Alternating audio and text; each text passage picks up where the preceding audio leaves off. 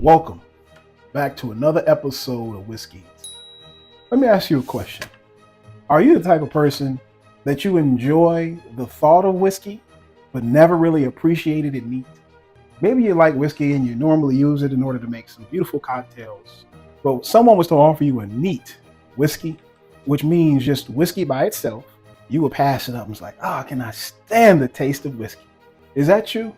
Would you like to learn how to appreciate whiskey by itself? Well, that's what we're going to do today. We're going to help you to learn how to appreciate whiskey by itself, meaning neat. Now, you can compare whiskey to art. You ever been to an art gallery before? Maybe when you arrived to the art gallery for the first time and you looked around at the different artists, you begin to ask yourself, now, how in the world is this painting that valuable? By the initial sight of it, it does not look that valuable, does it? But once you learn the backstory, you learn about the person, the artist himself, you learn about the meaning of the artwork, then you come to learn to appreciate not only the art, but the artist himself.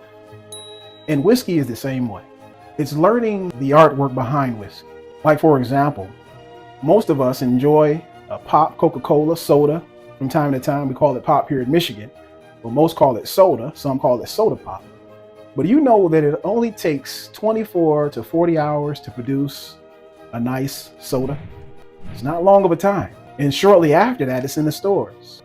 But when it comes to whiskey, bourbon has to be aged at least 4 years. And it has to be in a new charred oak barrel. And then there has to be at least 51% corn. Then it has to have rye or wheat and then malted barley. So you can have 3 of those grains in order to make a bourbon. And it has to be on American soil. And so when you think of the backstory of whiskey and bourbon, you learn to appreciate all of the time and the effort that went into making this spirit. Now that we learn the backstory, how do you actually enjoy tasting whiskey? Well, that's what we're going to do today. We have a world-renowned distiller, Wild Turkey, Eddie Russell, who's the master distiller. General employee when I first came here, so I dumped bottles, I stacked cases, I mowed grass, I rode barrels. I did anything anybody else didn't want to do because I was on the bottom, so I did that for about 4 or 5 years, and then from there I've been just about every job here since then. Now, this particular bourbon is Russell's Reserve. It is a private barrel selection, so meaning that if you go to a liquor store, it allows them to go to the distillery and choose barrels that they can sell at their liquor store. And so this one particular whiskey I bought from Superfine in Canton, Michigan. And we're going to examine this to help you to learn how you can appreciate whiskey. So now that we learned about who the master is and what the juice is, let's go ahead and taste it. So first off, here's my Glencairn. And I always like to use a Glencairn. Now this one in particular is a small Glen. Now, this particular whiskey has been aged for 9 years. Think about that. 9 years, the master distiller has allowed this particular distillate, this juice, to sit in the barrel, waiting on us to appreciate it. So now you're starting to understand how you can appreciate the long process whiskey goes into. So how do we learn how to appreciate whiskey itself? Well, whiskey, you always want to make sure you appreciate every facet of it. So we always start with the color. When we look at this color here, it is a lighter color. It's more of a golden amber, right? A very light color, almost look very similar to honey. So it's a very nice color, very smooth, but it is very viscous. What do I mean by viscous? Meaning that the whiskey itself has legs, meaning that it grabs the glass and it takes a long time for it to settle back into the glass. I don't know if you can see that at all, but the whiskey is resting on the glass. Or if it was just water, it would fall right back into the glass very easy. But this one really grips the glass. Now, why is that important? Well, because when you go to tasting it, it means that it's going to have a beautiful mouthfeel. Meaning it's going to coat your palate very well. So the next step will be actually nosing the whiskey. So let's go ahead and nose the whiskey and see what notes, what flavor notes we can pull out of this whiskey. Whew. That was very good.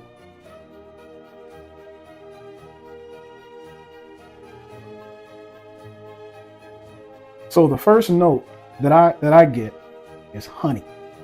The first note that I get from this is honey. Do I actually smell honey? Yes, I do. And so it reminds me of honey. What I also smell is caramel.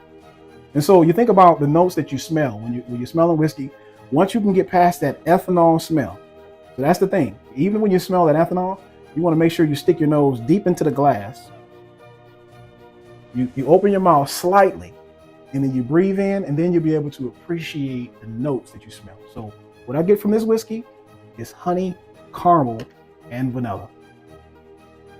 And that is a beautiful whiskey. Superfine did an excellent job of really picking this whiskey. When you taste the whiskey, to really appreciate the notes, what I do is use my own saliva glass to really produce saliva. It allows it to water the whiskey down. And what that does is it really opens up those notes that you have in the whiskey. So for example, let's give it a shot and I'll tell you exactly what I taste.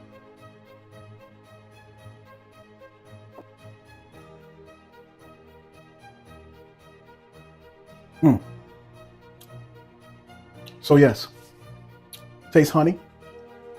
I taste caramel. I taste a little butterscotch. Now, when it comes to tasting, does it taste exactly like honey, caramel, and butterscotch? Some instances, yes, and some no. Some things will be reminding you of things that you've had before. So like, for example, if you had something that tastes very similar to, you would say, that tastes just like this. People often say, frog's legs taste just like what? Chicken. Now, does it taste exactly like chicken? No, but it tastes very similar. So the same thing when it comes to whiskey. Does it taste exactly like caramel, honey, butterscotch, vanilla? Not exactly in all cases, but it tastes very similar. And how do you pull out different notes? Is by allowing the whiskey to rub up against your tongue as you muddle it with your saliva, and then the whiskey opens up. Or you can add some water into your whiskey, just a drop, and that'll allow your whiskey to open up too as well. And then you can appreciate the whiskey the way the distiller intended it to be appreciated.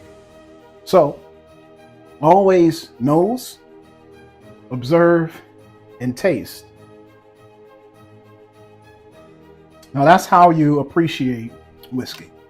So hopefully after today, you really enjoyed me helping you to see how you can enjoy whiskey. If you always wanted to enjoy it and never really enjoyed it neat, take your time with it. Drink it slow. Always drink in moderation. And the reason for that is because it allows you to appreciate it the next time you come back to it. Y'all have a good day. And thank you for joining Whiskey. Please like, subscribe, and comment. We love to hear from you. Thank you so much. Y'all take care.